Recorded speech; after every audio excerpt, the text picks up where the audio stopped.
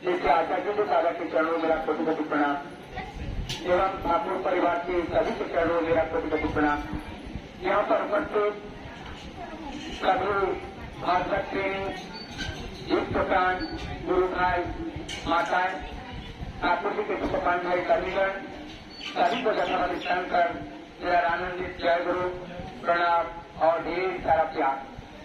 सबसे बड़ा खुशी यही होता है ये जीवन आनंद चाहता है और ये आनंद सब आते हैं जब प्रभु के चाहने वाले सब एकत्रित होते हैं और हर मूर्ति में उनका बात है और उनका जो निखार है, उनका जो आनंद है, अनंत रूप में अनंत जन के अंदर वो दिखाता है। उस रस माधुरी का आस्वादन करने का ये जो सौभाग्य तब होता है जब हम संगम में जाते हैं। संगम अर्थात हम लोग जानते हैं 2 नदियों का मिल एक संगम है, 3 नदियों का मिल एक संगम है, लेकिन भक्त जनों का एकत्रित होकर भक्तों का मेल जहाँ होते हैं वहाँ पे महासंगम होते हैं। आज वो महासंगम राजा कॉलोनी के इस पावन पुनित भूमि पर आज परम दयाल के उस दो कीर्तन का रस आस्वादन करने का सौभाग्य हम सबको मिला है। तो हम सबका ये सबसे बड़ी आनंद की बात है और ये सबसे बड़ी दया की बात है। जिस दिन से ये प्रोग्राम यहाँ पे निर्धारित किया गया, आसमान मतलब जो प्रकृति है, प्रकृति की विडम्बना ऐसी है, सुबह बारिश तो दोपहर को धूप तो शाम को फिर बारिश। ऐसा लग रहा था कि कैसे होगा। ये दादा जो गिरे करता है तरह से हमारा जो अंगन है वो थोड़ा नीचे है और बारिश हुआ वहाँ तो सब पानी भर गया। तो आप दर्शन कहाँ पे करेंगे? ज्यादा लोग आएंगे तो कहाँ बैठने देंगे? देखिए ये परम पिता चल गया है, ऐसा व्यवस्था कर दिया कि आप उन्होंने छाया भी दे दिया कि आप पंखे की भी जरूरत नहीं है और वो मौसम को भी ठंडा और शीतल कर दिया। ये प्रभु का दया है। ये प्रकृति के पुरुष है, प्रकृति पुरुष है और प्रकृति के जो पुरुष होते हैं स्वयं प्रकृति को नियंत्रित करता है क्योंकि वो नियंता है। और जब नियंत्रण के अधीन में हम सब होते हैं हमें चिंता करने की जरूरत नहीं है, प्रभु के निर्देश को पालन करने की जरूरत है। तो मूल बात है हम प्रभु को बता रहे हैं वही आनंद पाने के लिए। आनंद कहाँ से आएगा? हमारा जो यूनिवर्स है हर व्यक्ति का एक परिवेश है, हर व्यक्ति का एक समावेश है, हर व्यक्ति का एक घर है, हर व्यक्ति का एक रिश्ता अलग है सबके साथ। आप देखिएगा हर व्यक्ति का दोस्त अगर होगा 50 और 500 दोस्त होगा। हर व्यक्ति का बिजनेस से रिलेटेड वहाँ पे एक महफिल होगा। ये वो संगीत करता है, संगीत की एक दुनिया होगी। जिस तरह से उनका रिश्ते नाते संपर्क का एक दुनिया उनके पास तैयार होता है, जिस तरह से सबके पास एक एक दुनिया रहता है। लेकिन इस दुनिया के जो केंद्र है वो केंद्र में केंद्रमय पुरुष और पुरुषोत्तम ही होते हैं, वो ठाकुर ही होते हैं। और जब उस पुरुषोत्तम को जीवन आदर्श मान करके जब हम चलते हैं तभी जीवन में सुंदर होते हैं। हम अनेक प्रयास करते हैं कि हमारे जीवन में सुंदर हो, हम अनेक प्रयास करते हैं कि कैसे हम अपने जीवन को सुंदर बनाएं। लेकिन सुंदर बनाने के लिए क्या करना पड़ेगा? सुंदर बनाने के लिए मुझे योग्य व्यक्ति बनना पड़ेगा। और जब योग्य व्यक्ति बनते हैं और उनका जब विद्रोह होते हैं तो एक योग्य राज उनके पास वो सामर्थ्य जीवन मिलता है और वहाँ से संसार पर आते हैं। जितने भी हिंसा शिकार है आज तक के इतिहास में, जितने भी हमारे वेद पुराणों में जो बात कही गई है सुसंस्कार लाने का, वो एक ही रास्ता है, उससे और दूसरा रास्ता नहीं है। जो ठाकुर जी ने भी इस बात पर जोर दिए हैं वो बात क्या है? स्वामी को अपने पति को प्यार करना ही पड़ेगा और निस्वार्थ भाव से, चाहे वो पति शराब किए, चाहे वो पति चरित्र गिरा हो, चाहे वो पति अपने कुसंस्कारी हो, लेकिन अगर अच्छा संस्कार पाना चाहते हो तो पति को देवता के रूप में देखना पड़ेगा। नहीं तो तुम्हारे गर्भ में उस संतान का आविर्भाव नहीं होगा।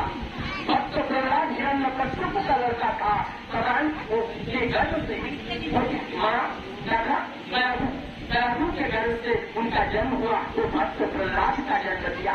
तो यह हमारी समाज में भक्त प्रहलाद हर घर में अगर हम लाना चाहते हैं तो जरूरत है अपने पति को देवत्व रूप में दर्शन करना। जब तक देवत्व रूप में दर्शन नहीं करते हैं वहां से सुंदर संतान नहीं आता है। संतान को अच्छे स्कूलों में पढ़ाने से अच्छे स्कूलिंग नहीं करता है। संतान को अच्छे गाड़ी और बाड़ी देने से वो सुसंस्कारित नहीं होता है।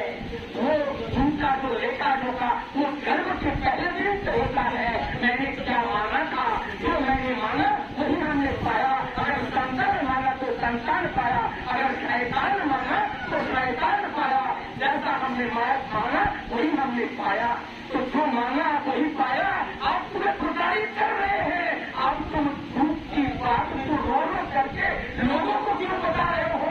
तुम प्रभु के चेहरे में बैठकर दोनों आंखों से अश्रु वर्जन करो और कहो प्रभु इस जन्म तो बेकार हो गया, अगले जन्म में इस तरह से दुर्गुत्य हमारे मस्तिष्क में न आए। और जिन लोगों की अभी वो स्टेज पर नहीं पहुंचे हैं वो लोग ये करें कि हम यज्ञ बने, हम समाज के यज्ञ बने। ये हमें समाज का करेगा। हम चाहते हैं सुंदर परिवार, अच्छा खेलता परिवार, लेकिन हमारा घर में वो संतान सुंदर नहीं होगा तो हमारा जो हंसी है बुढ़ापे में जो हंसी आएगा, जो आनंद आएगा वहीं से आएगा और वही अगर अवरुद्ध हो जाएगा तो हमें हंसी नहीं मिलेगा। और एक बात है कि बहू आज जब लड़का बिना होगा तो बहू आएगा, लेकिन एक बात हमें ध्यान रखना है, यदि हमारे घर में सुख शांति अमन और सुंदर देवत्व की संतान चाहते हैं तो सास ससुर को प्यार करना ही पड़ेगा, चाहे तुम्हारे मन मुताबिक वो सास ससुर हो या ना हो। जब तक तुम्हारा मन अपने वंशज अपने परिवार के प्रति नहीं होगा और उस नारी अपना मन जब तक अपने मातृगुरु की ओर लगा रहेगा तब तक जो है कभी भी तुम्हें सुख शांति नहीं मिलेगा। कलयुग के वर्णन में क्या कहा गया? कलयुग के वर्णन में यही कहा गया, कलयुग में तुम्हारा सबसे कम बांधव कौन होगा? वो कर्म बांधव होगा। परिवार वाले और अपना घर वाले सब पराया हो जाएगा। ये कलयुग की विडंबना है। जितना घर पे रोएगा लेकिन वो बड़ा जो कुत्ता है ना बहुत महंगा वाला कुत्ता के उस गले में अच्छा बेट बन करके अच्छा खाना पीना दे करके तुझे उठकर ऊपर कहलाएगा, लेकिन पिता माता को एक वर्ष का एक गिलास पानी नहीं देगा। वो कलयुग होगा। आज उस कलयुग का आगमन हो चुका है और इससे अगर पार पाना चाहते हो परम पिता के उस निर्देश को जीवन में पालन करना पड़ेगा और मुक्त होगा तुम्हारे संतान के रूप में तुम्हें वो बल प्राप्त होगा और वही बल तुम्हें सुख देगा, तुम्हें शांति देगी, तुम्हें तृप्ति देगी। इसके अलावा दुनिया में न कोई सुख मिल सकता है, न कोई शांति मिल सकती है, न कोई तृप्ति मिल सकती है।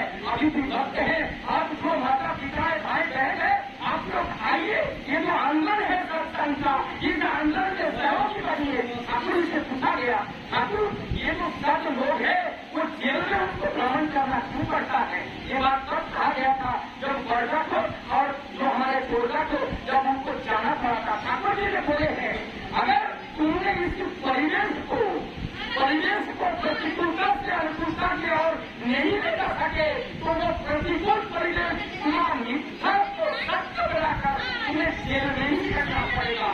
तो इसके लिए तुम अगर इस परिवेश को बदलना चाहो तो तुम्हें एक आंदोलन करना पड़ेगा और वही आंदोलन है सत्संग आंदोलन।